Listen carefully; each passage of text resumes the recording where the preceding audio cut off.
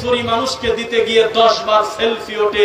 এই জামানায় গোপন দানও নাই, গোপনে কান্নাকাটিও নেই।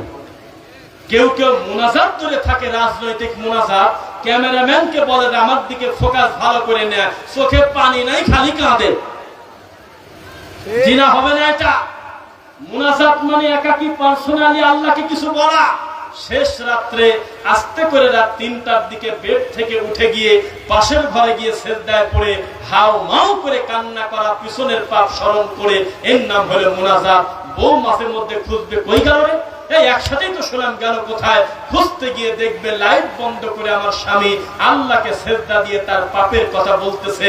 এর নাম হলো মুনাজাত। আমাদের দেশে মুনাজাত কি? টঙ্গীর মাঠে মুনাজাত হয় লক্ষ কোটি মানুষকে নিয়ে। 1 সেকেন্ডের জন্য কোন সুদের ব্যাপারে, ঘুষের ব্যাপারে, মাজার পূজার ব্যাপারে, কবর পূজার ব্যাপারে, নাস্তিকদের ব্যাপারে কোনো একটা শব্দ নাই। খালি হাত তুলে উর্দুতে কাটাকাটি করে। ওই মুনাজাত কোন সরকার ঠেকাবে না। ওই মুনাজাতে কারোর কিছু আসে যায় না।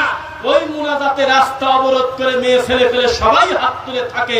তবে একবার যদি মুনাজাতের আগে বলতো, ও দেশের সরকার প্রধান, এই দেশে 90 ভাগের উপরে মুসলমান, সিনেমা হল থাকা যাবে না, এটা ভেঙে হাসপাতাল করেন।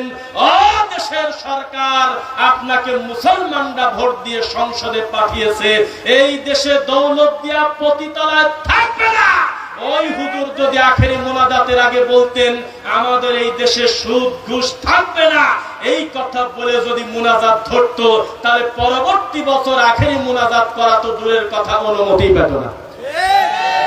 তোমার মুনাজাতের পাওয়ার কত আমরা দেখেছি। এক গ্রুপ আর এক গ্রুপের সাথে মারামারি করে 7টা অলরেডি মরে গেছে এক বৈঠকে কতবার। এই তো তোমার ইমানের পাওয়ার। একজনের হাতেও কোরআন নাই, হাদিস নাই, সবার হাতেই ফাদাইল, সবার হাতেই ব্যাগ বক্সা।